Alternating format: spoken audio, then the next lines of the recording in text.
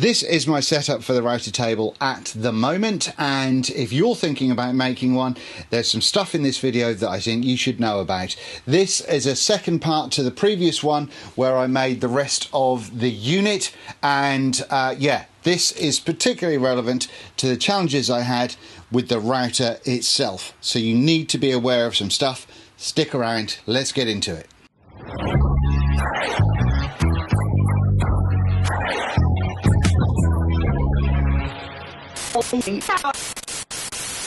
So this is the setup. Now, if you watched part one of this, then it explains how I made the majority of all of this. So you can go back and check that out. I'll make sure I link to it in the description below, as well as a bunch of other links that you may find useful. But to give you a quick catch up, I didn't have this window on it previously, but I bought a Rutland's half-inch router because it was cheap and it said that it was good for tables and rah, rah, rah. So I thought, that'll do me. So I got one of those. Made all this in the last video and was devastated to find that it didn't work and I couldn't figure out why. Then, after the video, I realised why. And the thing is, with modern routers, they have to have an NVR switch. Now, an NVR switch is a no voltage return. So if you think of it as being a magnet, then what happens when there is current passing through the system, it energizes the magnet, okay? And so when you turn the machine on, that is that makes these two connections and jobs are good. And voltage is still running through to make sure that these two connections are working. Then you turn it off and it's fine and dandy. Turn it on, off, do what you want with it. If you turn the voltage that's coming into the machine off, then that connection then comes apart again. So you have to turn the machine off and then on again.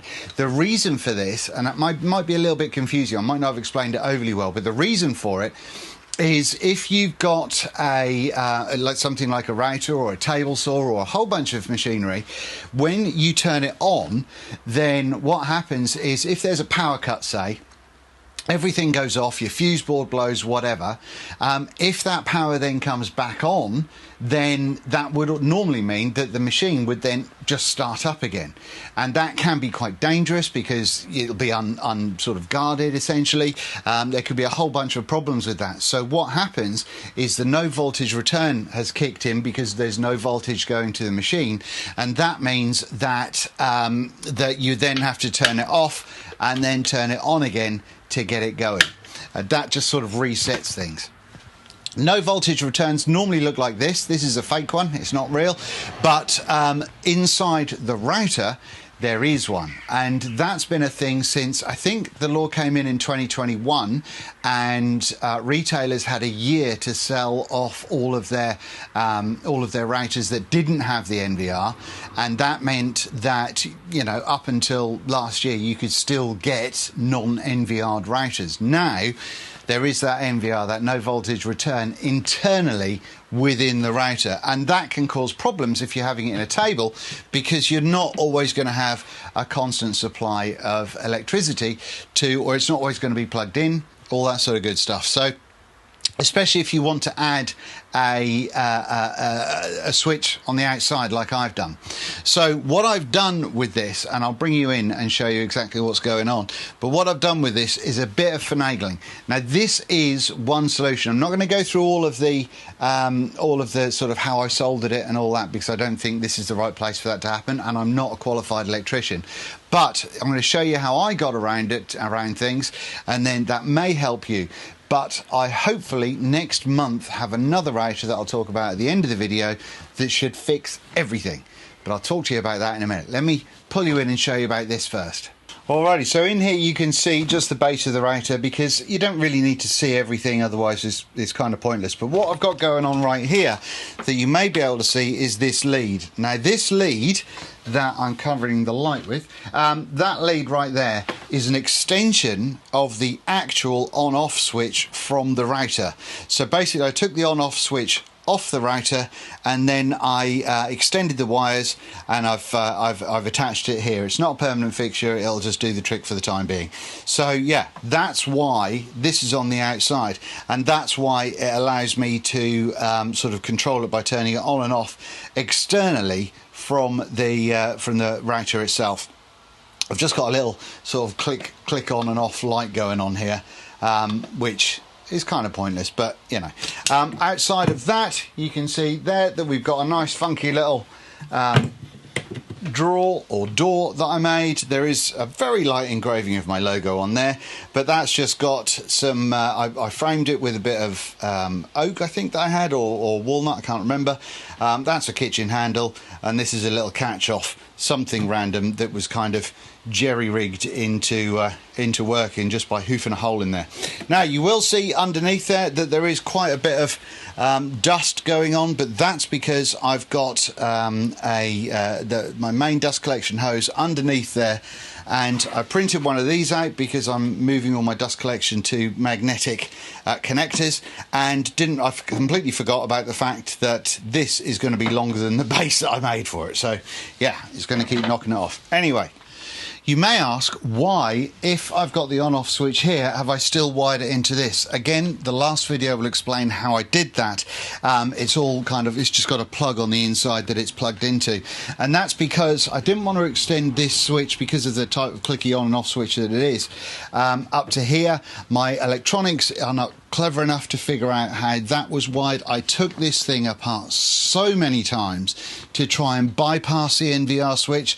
I know there was a capacitor in there which can store energy and might have been the NVR, but I wasn't sure what it was. So this was just the simplest and easiest way I could think of doing it. Essentially just got a couple of wires and just made them longer, and that was it. But I plugged it into here because this way I can turn it on at the bottom here, and that's fine. I can turn it off there, but in the case of an emergency I can quickly hit this one and that cuts all power. That then resets the NVR, so I then have to turn this off and then on again. But yeah, that is kind of like my emergency power off everything, just because the fact that routers are generally pretty dangerous bits of kit. So what happens here is I've got my emergency power cut-off switch, but that wire goes to my Hyundai vac that I reviewed a while ago. Make sure this is on the second setting. Now I could make this hose go out the back, or more often than not, just for speed, I'll plug it into the top. I've talked about this system before, but it's basically just a cam lock vacuum system that I found on Printables or Thingiverse, which I'll try and remember to link to down below, and that's just on there good and solid now. Now what I've just done is I've just cut this piece of MDF. I took a shot of it from above, which I'll show you now, and I also took a picture of it from the side, and that's because I wanted to show you that even with just this vacuum going, there was very, very little dust, and I was doing it in quite a heavy pass. I did a full beast of a pass on this bit of MDF, and very little of the dust was actually coming out of the top here. So I was super impressed with just this alone. And like I say, once I've added my 100mm kind of bigger system to the bottom as well with this thingy here, then it's going to be practically dust free. But yeah, what that means now is I turn the plug on the outside here, make sure that's all right, and then I've got the plug or the switch for the router that I extended down the bottom there.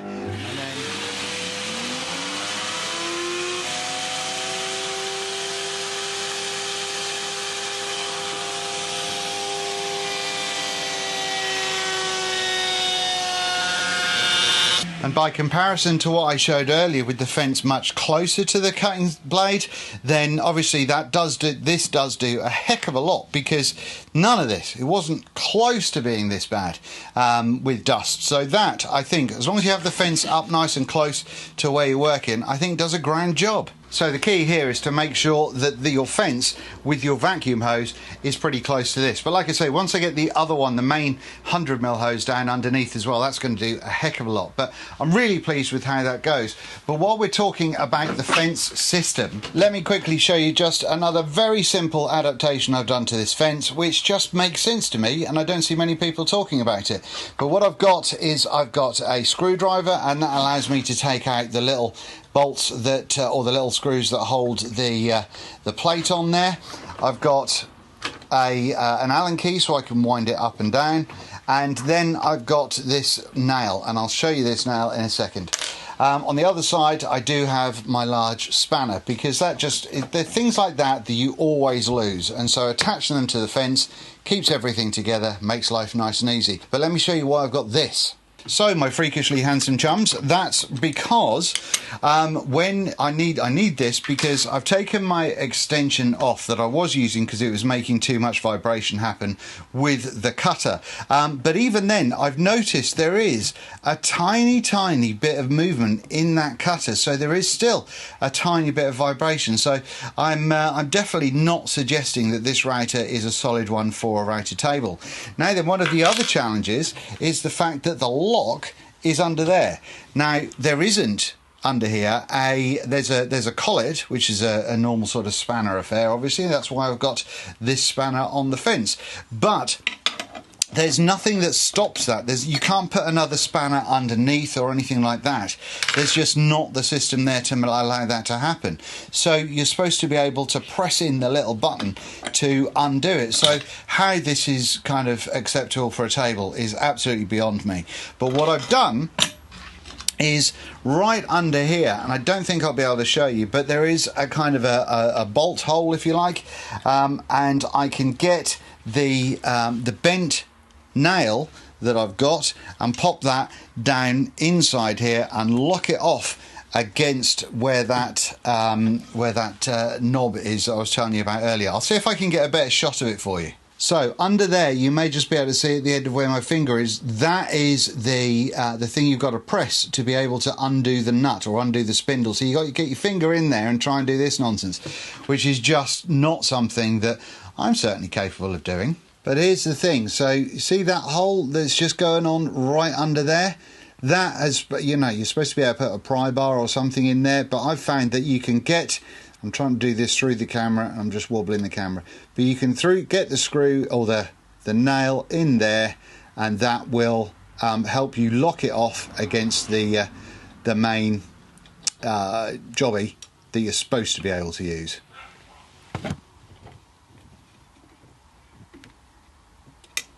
Like that.